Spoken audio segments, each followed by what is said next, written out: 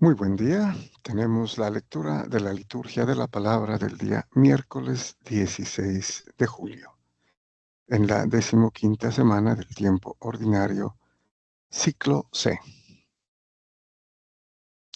Celebramos a Nuestra Señora del Carmen, la Santísima Virgen del Monte Carmelo.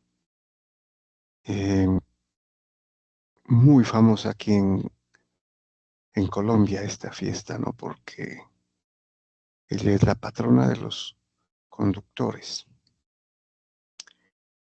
Además de ser venerada, ¿no? Por muchos otros grupos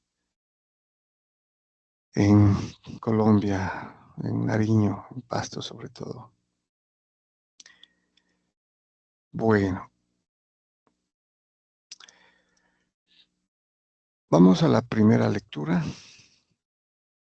Tenemos del libro del Éxodo, capítulo, bueno, aquí no lo incluye, pero es el capítulo tercero, ¿no? Capítulo tercero, versículos del 1 al 6 y del 9 al 12. Bueno, habría que hacer la anotación para que Ediciones Paulinas corrija este problemita de imprenta. Bueno, nos dice entonces el libro del Éxodo en el capítulo 3. En aquellos días, Moisés pastoreaba el rebaño de su suegro Jetro, sacerdote de Madián. Llevó el rebaño tras su mando por el desierto hasta llegar a Horeb, la montaña de Dios. Aquí hay una dificultad con el nombre porque esta que es el monte de Dios o la montaña de Dios se conoce también como Sinaí, ¿no? Pero que puede deberse al sector, ¿no?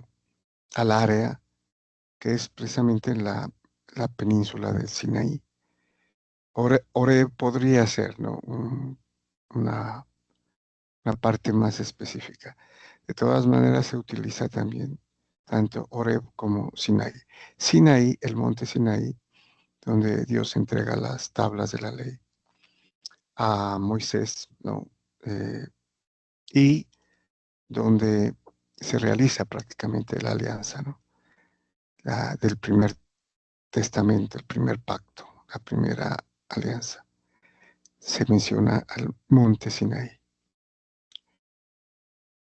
Bueno, continuamos. El ángel del Señor se le apareció en una llamarada entre zarzas. Aquí el ángel del Señor puede ser el mismo Dios, ¿no? Como veremos luego. En algunas narraciones que utiliza esta misma denominación, el ángel del Señor, puede ser el mismo Dios que se aparece, ¿no? Aquí dice en una llamarada entre las zarzas. Moisés se fijó, la zarza ardía sin consumirse. Moisés se dijo, voy a acercarme a mirar este espectáculo admirable a ver por qué no se quema la zarza. Viendo el Señor que Moisés se acercaba a mirar, lo llamó desde la zarza. Moisés, Moisés, respondió él.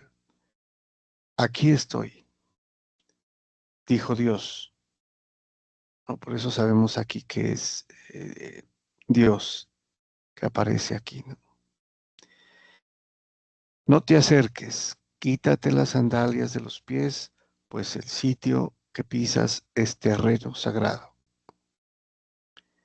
Y añadió, yo soy el Dios de tus padres, el Dios de Abraham, el Dios de Isaac, el Dios de Jacob.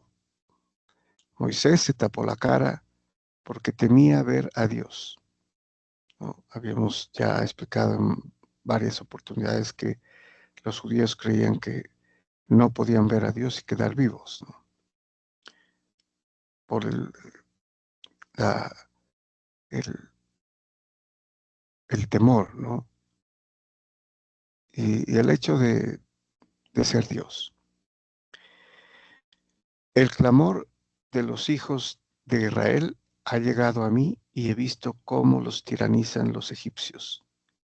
Y ahora marcha, te envío al faraón para que saques a mi pueblo, a los hijos de Israel.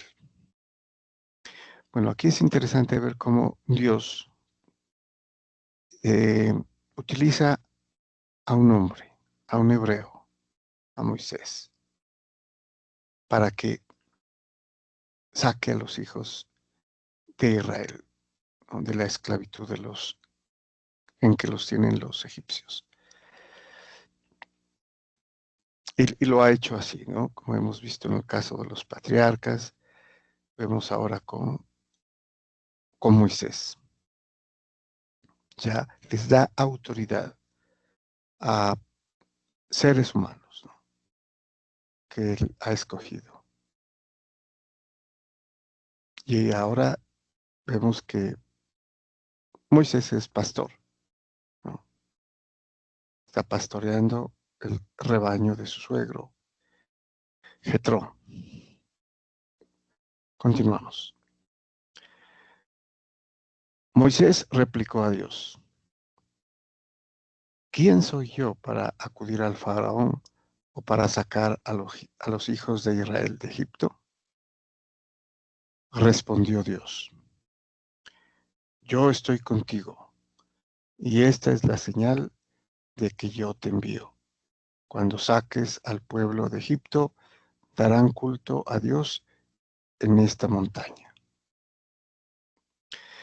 Bueno, o sea, la señal que le da es la garantía, ¿no? De que el pueblo de Egipto, perdón, el pueblo de Israel dará culto a Dios en esa montaña, ¿no? Esa sería la prueba de algo milagroso que va a suceder, ¿no? Todo lo que tiene que suceder para que el faraón deje libre al pueblo de Israel.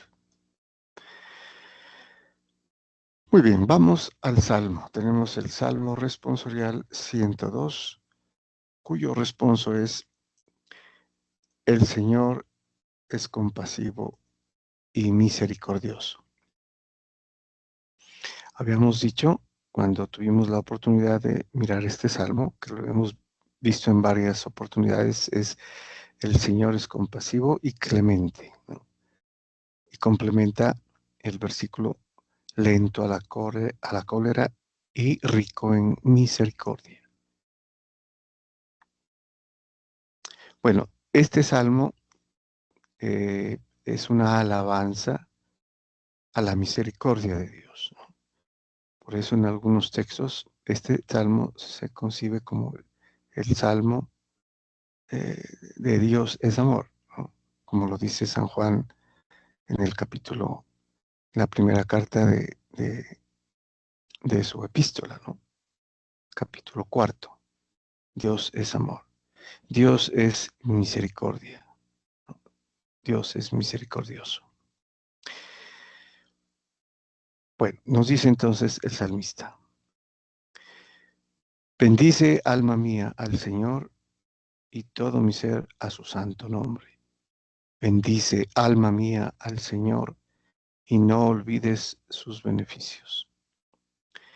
Él perdona todas tus culpas y cura todas tus enfermedades.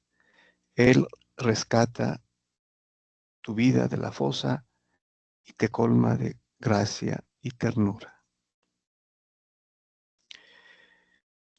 El Señor hace justicia y defiende a todos los oprimidos.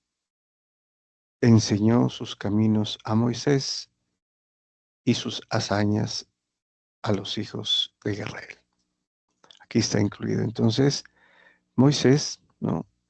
En referencia a lo que hará para liberar al pueblo de Israel, ¿no? A través de prodigios, ¿no? Con el poder que le otorga el mismo Dios.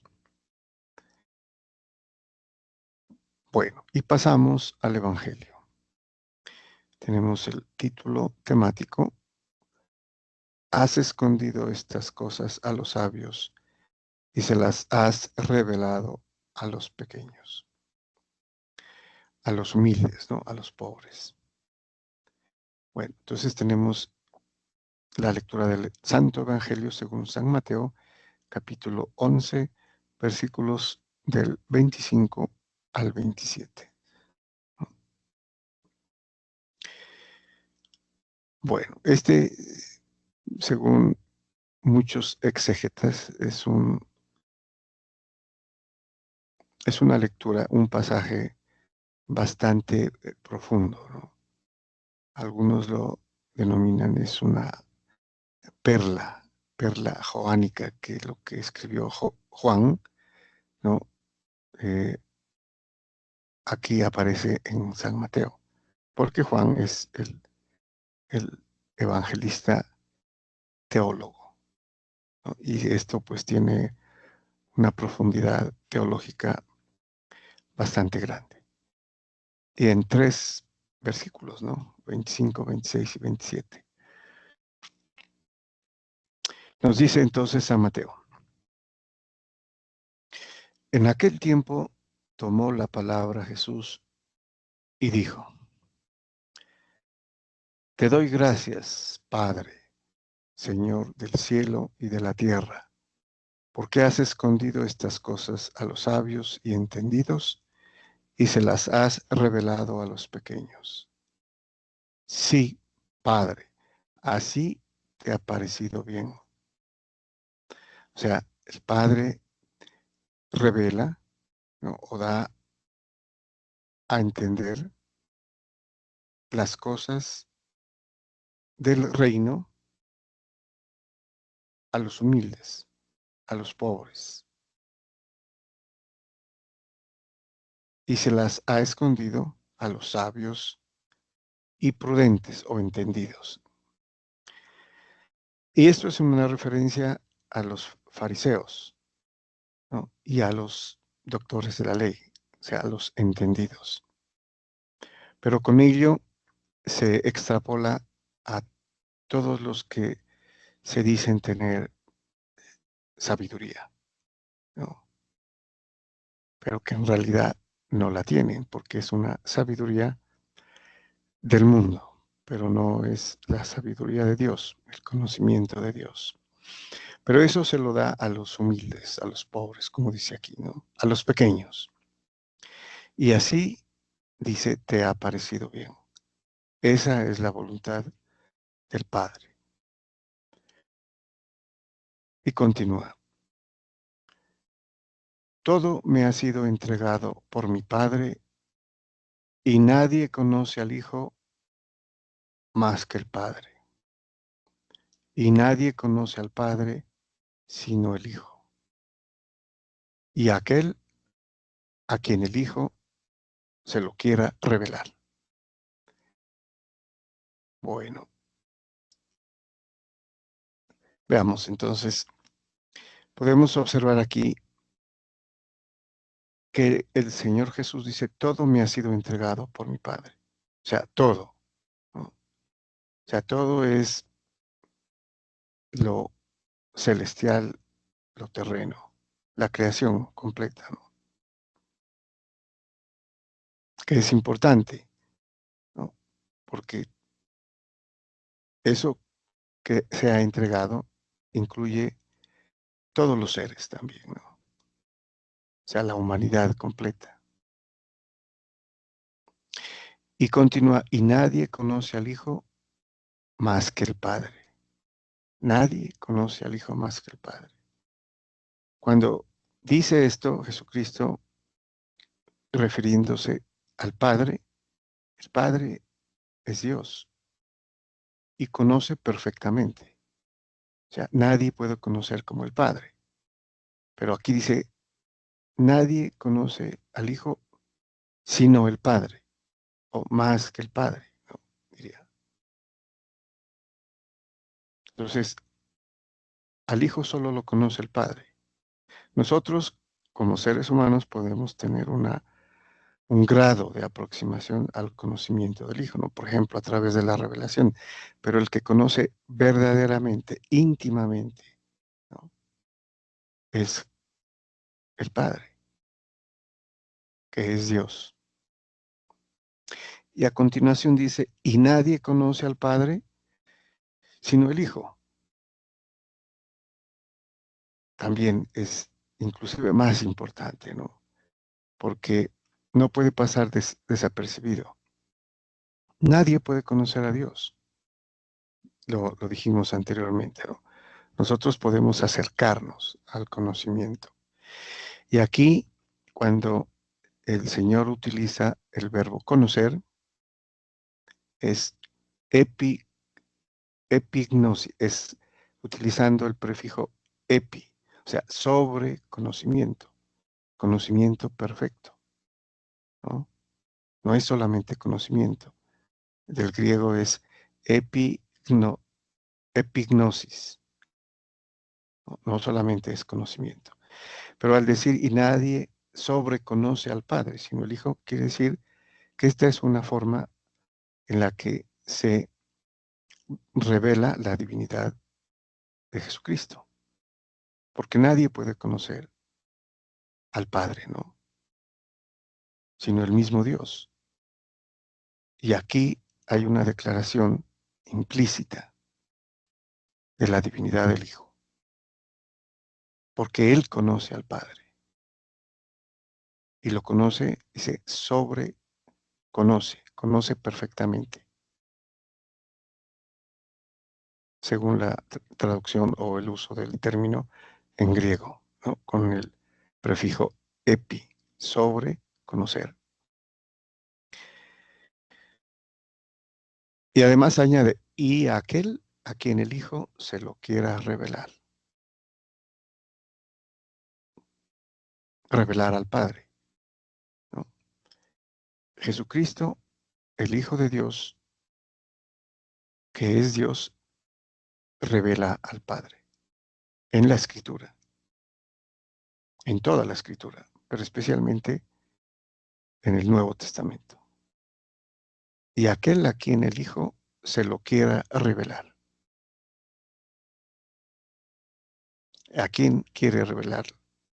A quien lo escucha, lo obedece, cree en Él, confía en Él y se hace uno con Él, que es ser miembro de su cuerpo místico, que es su iglesia, que es la iglesia católica, la iglesia universal. Esto ya lo manifiesta aquí, ¿no? En este capítulo 11 de San Mateo. Muy bien, muchas gracias y bendiciones.